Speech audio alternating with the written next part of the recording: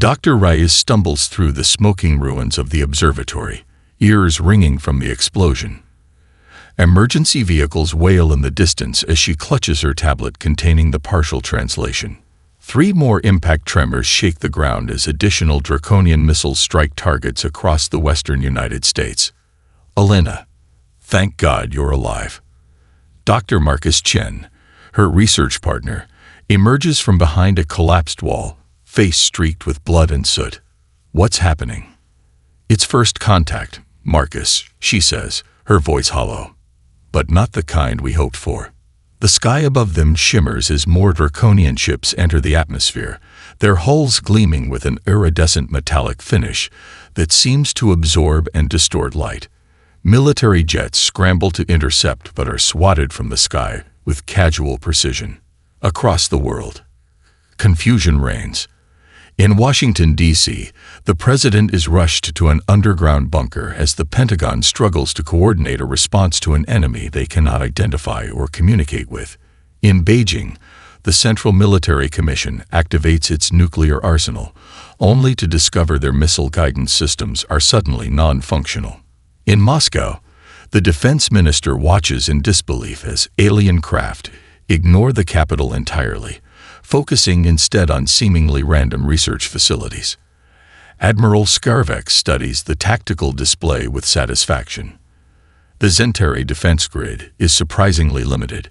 He comments to his second-in-command, Sub-Commander Traz. Their planetary shield technology appears non-functional.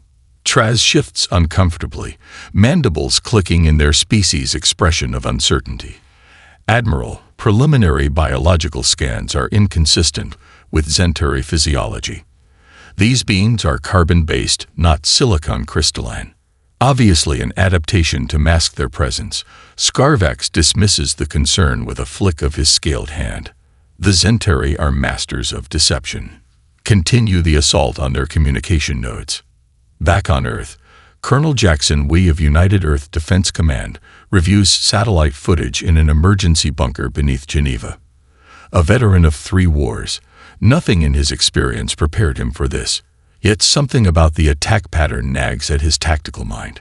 They're hitting SETI installations, radio telescopes, deep space communication arrays. He mutters, marking each impact site on a global map, but ignoring military bases, power plants, population centers. His aide, Lieutenant Diaz, looks up from her console. "Sir, we've got a survivor from Mount Wilson being patched in. Says she has critical information." Dr. Reyes appears on screen, now inside a military transport helicopter heading east. She transmits her partial translation of the alien message, along with her theory. "They're calling us Zentari," Wei says slowly, testing the foreign word. "You believe they've mistaken us for someone else. It's the only explanation that fits their targeting pattern," Reyes confirms. "They're systematically destroying our means of communicating with space, but with surgical precision that minimizes civilian casualties. They're not trying to exterminate us. They're trying to isolate what they believe is an outpost of their enemy." Wei's expression hardens as he processes this information. "Doctor, I'm rerouting you to our facility in Colorado. If they've made a mistake, we need to find a way to tell them before they decide to stop being surgical." As the call ends, Wei turns to his international team. "Ladies and gentlemen, we're looking at a cosmic case of mistaken identity, and we need to correct it before these draconians realize their error and decide to eliminate all witnesses to their mistake." In orbit, Admiral Scarvex prepares the second wave of his assault, unaware that his routine purification has just awakened a species whose adaptability will soon become the stuff of draconian nightmares. Colonel Wei studies the holographic display showing draconian ship movements over the past 72 hours. The aliens maintain tight formations that would be perfect targets for missile barrages, if Earth had the capability to penetrate their shields. They're fighting a textbook war against an enemy that doesn't exist, Wei explains to the hastily assembled International Defense Council. Representatives from 28 nations watch as he highlights specific attack patterns. "Look here, they deploy countermeasures against beam weapons before each assault, We don't have military-grade lasers in orbit. They're defending against Centauri technology, not ours. The Russian General Petrov leans forward. Then why are our nuclear missiles suddenly inoperable? Standard electronic warfare. Why answers? But that's our advantage.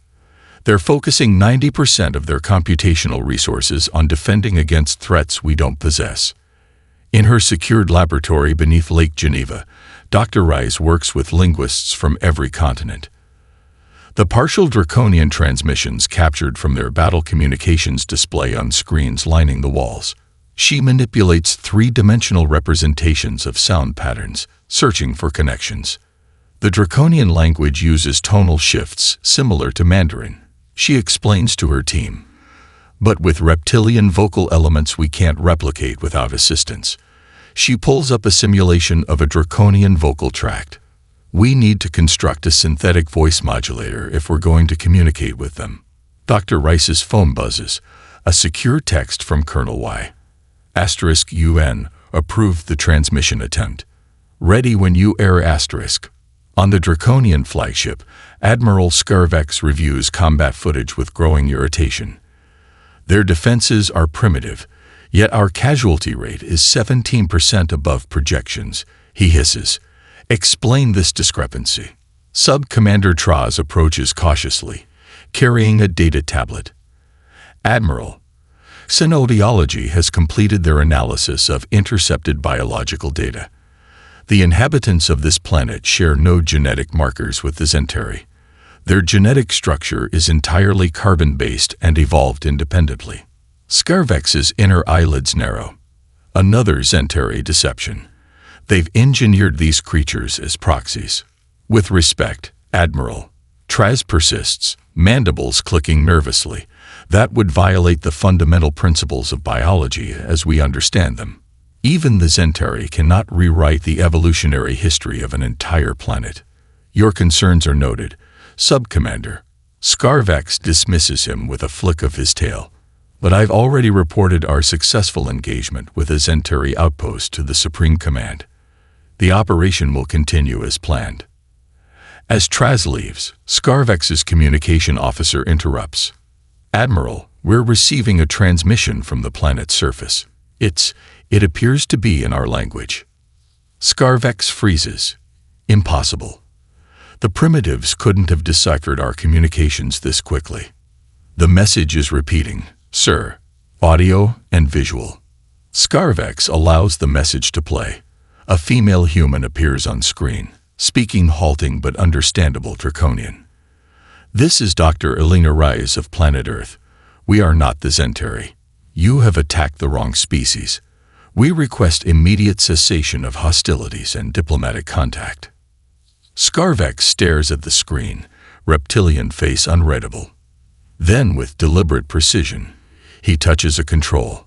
Jam all transmissions from the surface and intensify bombardment of communication centers. No record of this message is to be preserved. On Earth, Colonel Wei receives the response. Silence, followed by a new wave of attacks targeting every facility capable of sending signals into space. They received our message, Dr. Rice says, staring at the attack pattern. And they're trying to silence us. Wei's expression hardens. Then we've confirmed it. They know they've made a mistake, and they're doubling down instead of admitting it. What now? Asks a junior officer. Now, Wei says grimly, we show them what happens when you corner a species that doesn't know when to quit. The underground facility in Tokyo buzzes with activity as engineers and scientists from Japan, South Korea, and China work in synchronized precision around the captured Draconian scout ship. Dr. Hikaru Tanaka, lead engineer of the reverse engineering project, slides out from beneath the alien craft's propulsion system, her face illuminated by the soft blue glow of the engine core. Their shield technology relies on predictive algorithms, she explains to the assembled team, pointing to a crystalline matrix embedded in the hull. It anticipates energy weapons based on Centauri configurations and reinforces those areas. But it's remarkably vulnerable to kinetic impacts it doesn't predict. Colonel Wei, visiting from Strategic Command, examines the holographic model. Can we replicate it? Better. Dr. Tanaka grins, tapping her tablet. The model transforms, showing modifications. We can adapt it.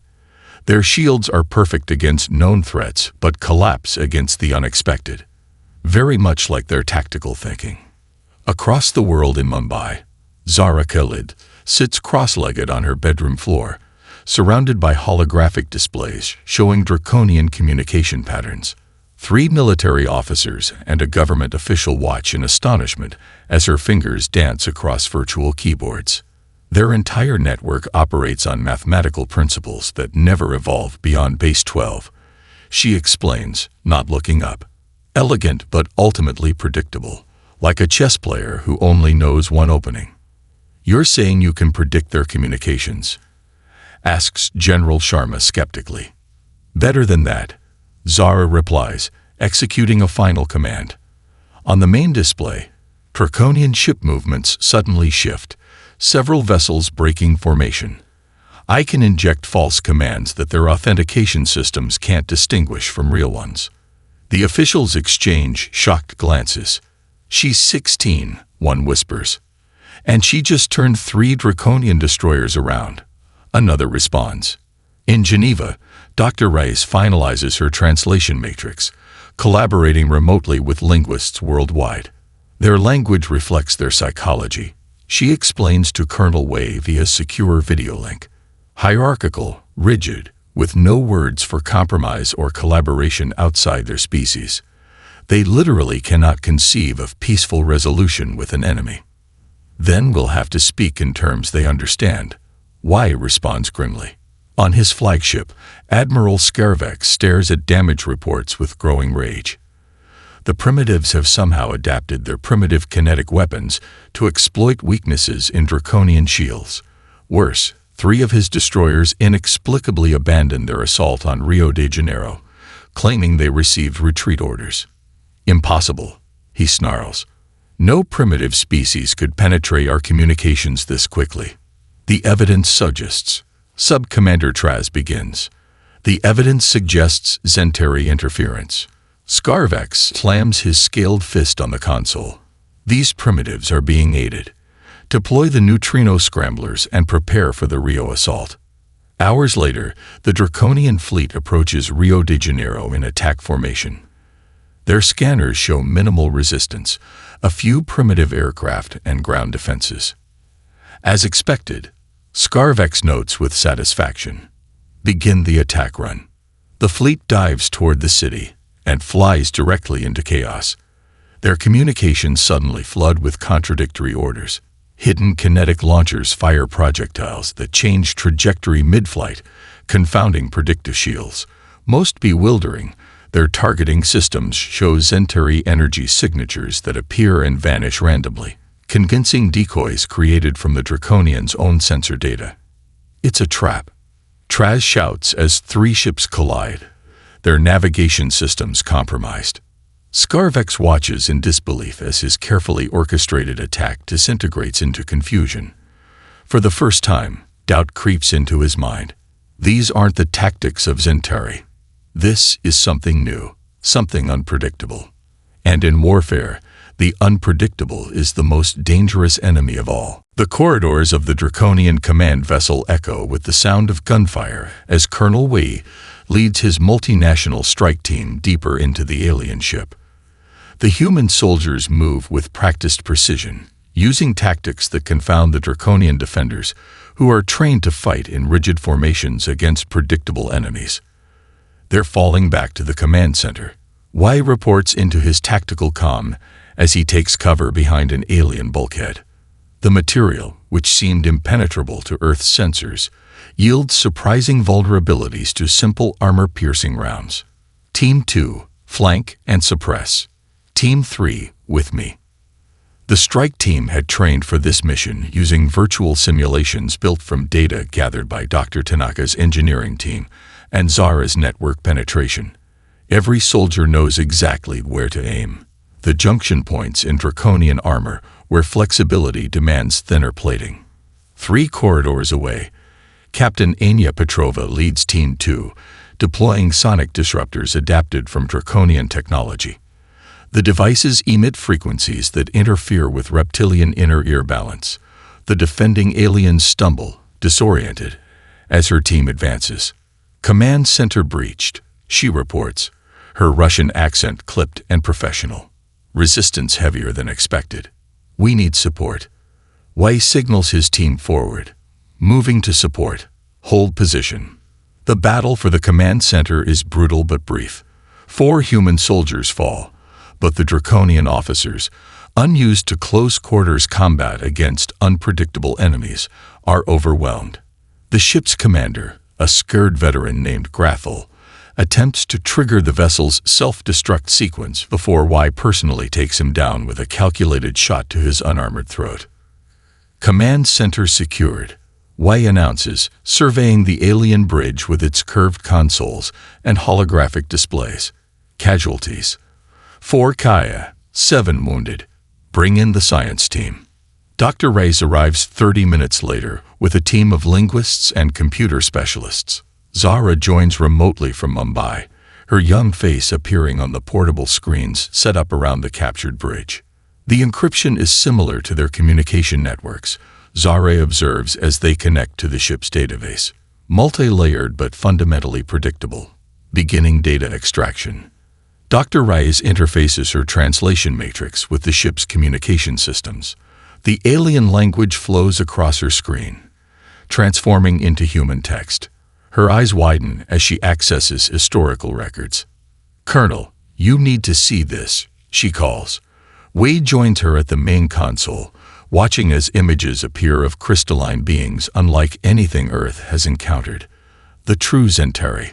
According to these records, the Zentari defeated the Draconians centuries ago not through superior firepower, but through psychological warfare, Dr. Rice explains, scanning through the data. They used unpredictable tactics, constantly adapting strategies that the Draconian military hierarchy couldn't respond to quickly enough. Sounds familiar, Y comments dryly. There's more, Rice continues, her voice growing urgent. The Zentari eventually withdrew from galactic affairs, but the Draconians have been preparing for their return for generations. Their entire military structure is built around fighting an enemy that uses specific tactics. Tactics we're not using. We're fighting outside their playbook.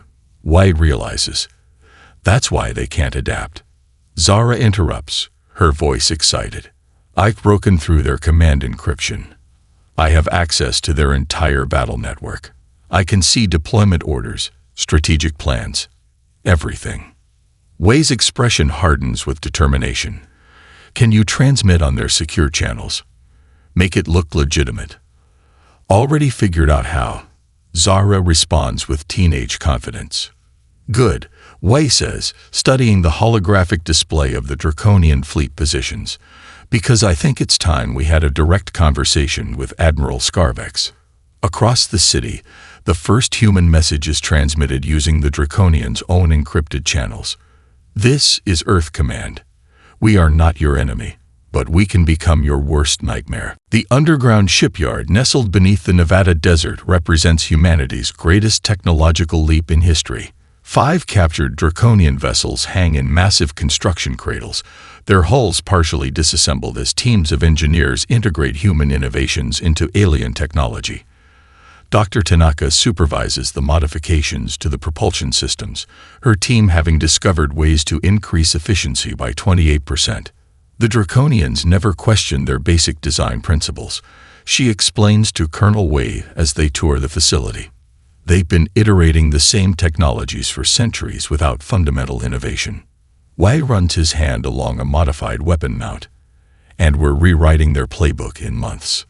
In a secured communications room, Dr. Rice finalizes the diplomatic packages she hopes will end the conflict. Each message contains irrefutable evidence of Earth's independent evolution, biological proofs that humans aren't Centauri, and a simple ultimatum. Acknowledge the mistake or face consequences. Do you think they'll listen? Asks her assistant, Dr. Chen, who has dark circles under his eyes from weeks of non-stop work. Some will, Rise replies, studying draconian psychological profiles extracted from their databases. Their military command structure is rigid, but individual ship captains have autonomy in crisis situations. We don't need to convince all of them, just enough to create doubt. Meanwhile, Zara conducts final tests on her AI translation system from a specialized workstation designed to accommodate her youth. The desk is adorned with stickers from animated shows alongside the most advanced computing technology on Earth. Military personnel twice her age defer to her expertise as she checks neural network pathways. The system will automatically adapt to dialectical variations in draconian communications, she explains to General Sharma. It can identify specific officers by speech patterns and mimic them if necessary. You've built a voice impersonation system for aliens. The General marvels. Zara shrugs. Math is math, regardless of species. On the draconian homeworld, Admiral Scarvex faces increasingly uncomfortable questions from the Supreme Command. His holographic projection stands before the 5 highest-ranking draconians in their species. Explain how a primitive species with no faster-than-light capability has disabled 17 of our vessels, demands Supreme Commander Vexkar, her scales darkened with age and experience. They are receiving assistance from unknown factors, possibly Centauri infiltrators. Scarvex insists, though his tail betrays anxiety by twitching against protocol. Our intelligence division suggests an alternative hypothesis. Another commander interjects. These humans may simply be more adaptable than we anticipated. The biological specimens we've examined show unusual neuroplasticity. Irrelevant. Scarvex dismisses. Their technological level remains primitive. We will adjust our tactics and... His report is interrupted by an intelligence officer entering the chamber, breaking the sacred prohibition against interrupting the Supreme Command. Forgive the intrusion, but orbital sensors have detected anomalies in the third planet's moon shadow.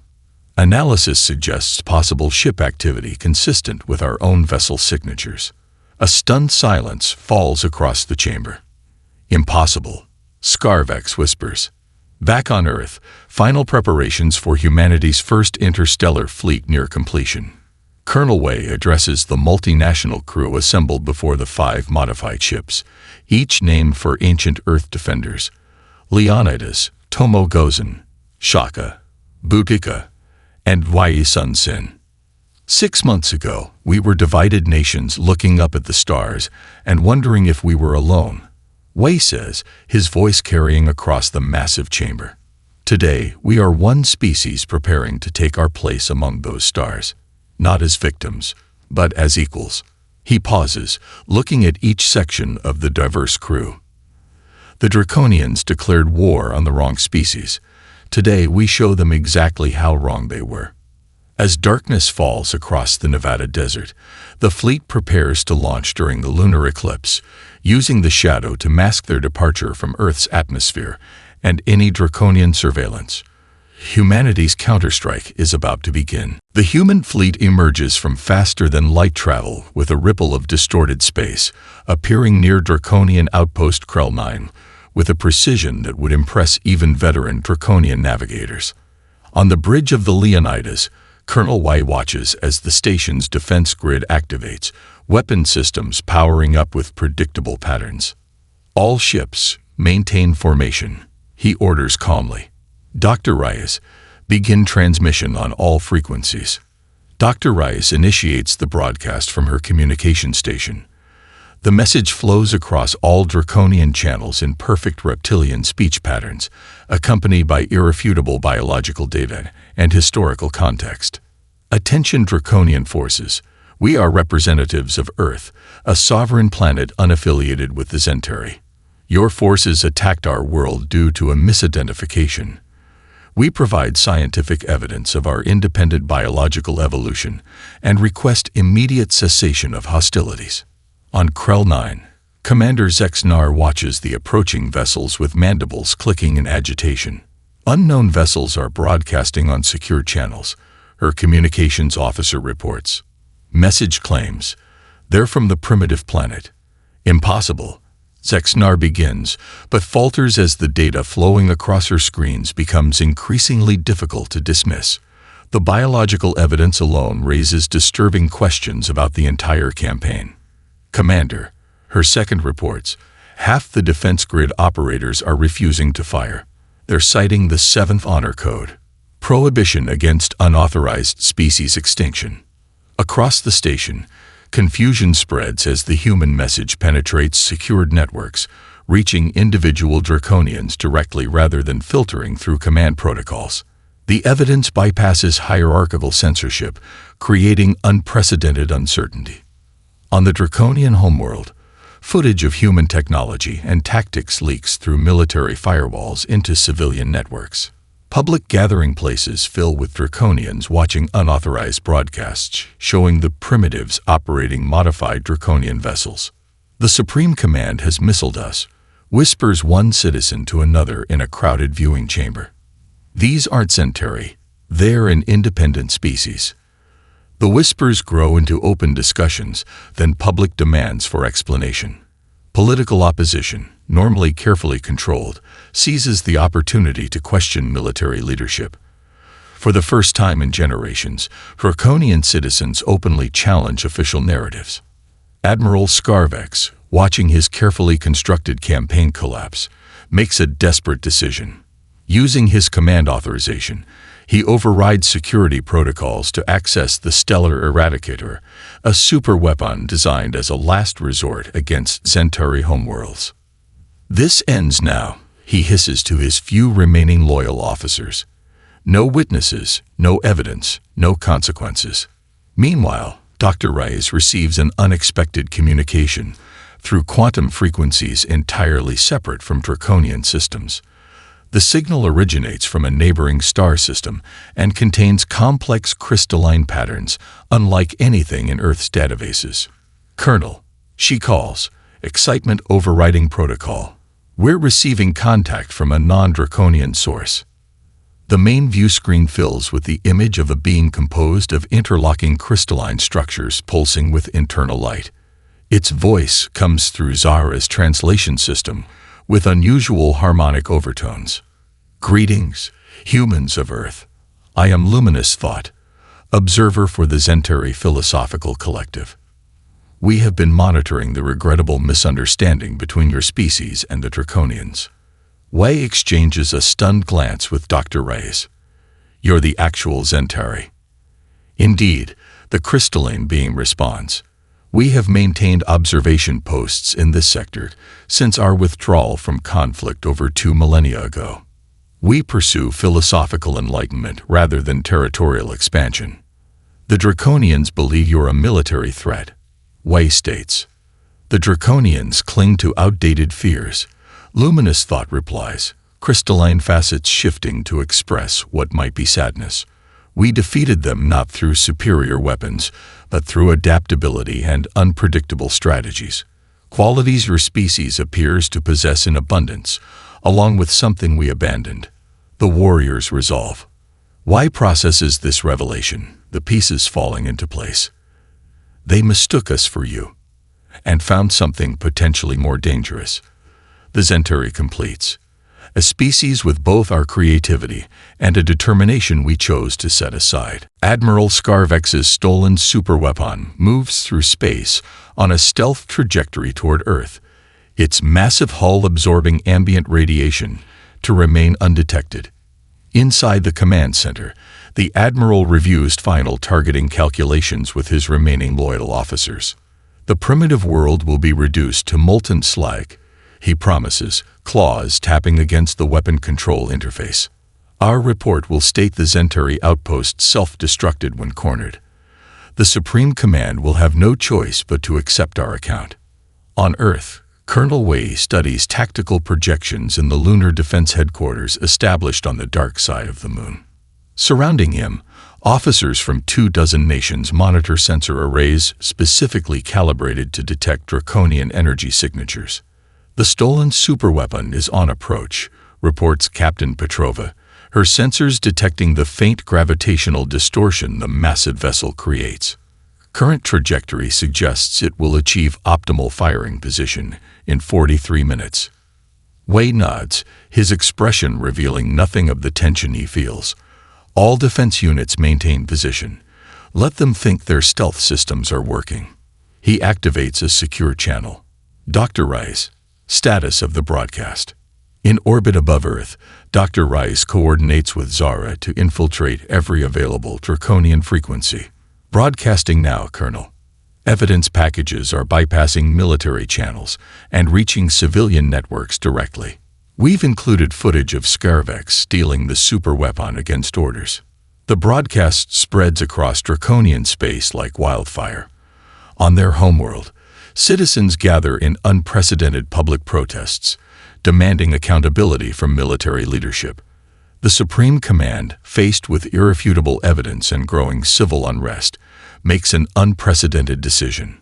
All draconian forces, announces Supreme Commander Vexcar on a priority channel that overrides all others. Admiral Scarvex is hereby declared rogue and stripped of command. His actions against the unaffiliated species of Earth are unauthorized. All available vessels are ordered to intercept and prevent deployment of the Stellar Eradicator. 3 draconian battle groups change course immediately, racing to prevent an unauthorized genocide that would violate their most sacred honor codes. Ship captains who had privately harbored doubts about the campaign now openly coordinate to stop their former commander. Admiral Scarvex receives the transmission with rage. Ignore that order, he snarls to his crew. It's clearly a human deception using our communication protocols. His weapons officer hesitates, mandibles clicking in uncertainty. The authentication codes are valid, Admiral, and the biological evidence from Earth is compelling. Execute your orders or be relieved of duty, Scarvex threatens, his tail lashing violently against protocol. In lunar orbit, Colonel Wei springs his trap. Earth's defenders emerge from behind the moon, using its mass to mask their energy signatures until the last moment. Zara's algorithms penetrate the superweapons targeting systems, creating cascading failures that prevent weapon lock. All units, engage. Y orders calmly. Earth's modified draconian vessels fire in perfect coordination, targeting vulnerabilities identified through months of study. The superweapons shields fluctuate under the assault as more draconian ships arrive, not to support Scarvex, but to join the humans in preventing a catastrophic mistake. Realizing his plan is collapsing, Admiral Scarvex attempts to manually override the weapon's firing sequence. I will not be denied victory, he hisses, inputting his personal command codes. The command center doors slide open. Scarvex turns to find his bridge crew has stepped aside, weapons lowered. His second-in-command, Sub-Commander Traz, enters with a contingent of officers. By order of the Supreme Command, you are relieved of duty, Traz announces formally. The honor of the Draconian Empire requires we acknowledge our error. We attacked the wrong species. His mandibles click in what might be the draconian equivalent of irony. As the humans might say, congratulations on your fatal mistake. 1 year after the first draconian missiles struck Earth, the newly constructed Harmony Station orbits at the L1 Lagrange point, its crystalline and metal architecture combining elements of human, draconian, and Centauri design. Inside the Grand Assembly Hall, representatives from 27 spacefaring civilizations gather for Earth's formal introduction to the Galactic Concord. Dr. Elena Rice stands before the assembly, her diplomatic uniform bearing the United Earth insignia, a simple blue and green sphere embraced by stars.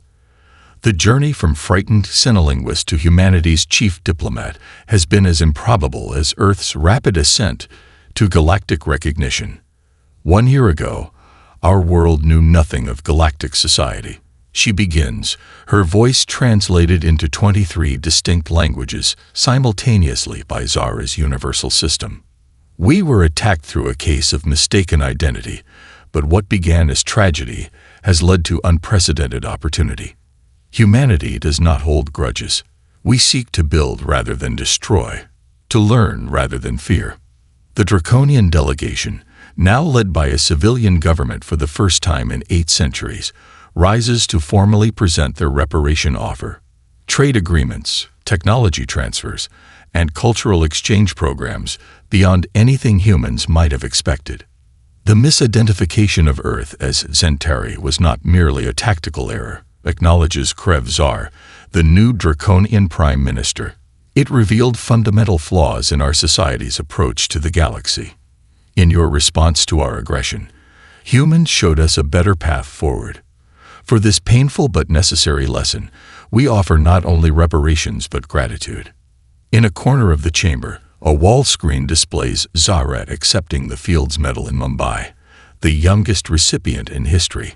Her mathematical innovations in cross-species communication have created bridges between civilizations previously unable to understand one another. Math is the truly universal language, she tells the audience in her acceptance speech. The equations don't care what kind of brain solves them or how many limbs you have. Colonel Wei, now Earth Defense Force Commander, watches the proceedings from beside Luminous Thought, the Zentari representative. The crystalline being's facets shift in patterns that Y has learned to recognize as contemplative. Your species achieved in months what took most civilizations centuries, the Zentari observes. Some in the Galactic Concord find this concerning. Wei smiles slightly. Should they be concerned? Perhaps Luminous Thought's crystalline structure shimmers with what might be amusement. But my people are simply curious. We withdrew from galactic affairs to pursue philosophical enlightenment, believing physical conflict was beneath evolved beings. Yet in observing your response to the draconian attack, we witnessed something remarkable. A species that can fight ferociously when necessary but prefers to create when possible. The assembly falls silent as the Zentari delegation makes an unprecedented announcement. After 2 millennia of isolation, they will establish a permanent embassy on Earth, drawn by humanity's unique balance of traits, determined yet adaptable, protective yet curious, capable of both war and wisdom. As Earth's representatives move through the chamber, delegates from across the galaxy discuss this newest addition to their community in hushed tones. They mastered our propulsion systems in weeks, notes an insectoid ambassador. Their translation technology connected our species after centuries of failed attempts, adds another, its tentacles gesturing for emphasis. A draconian diplomat chitters softly to his colleagues. Our oldest military proverb has been rewritten. Now we say, study your enemy carefully before attacking, or you may discover too late that you've declared war on the wrong species. Across the chamber, Dr. Rice catches Commander Wei's eye and smiles. What began with a terrible mistake has transformed into humanity's greatest opportunity. The stars, once distant lights, have become doorways to a future neither of them could have imagined before the day the missiles fell.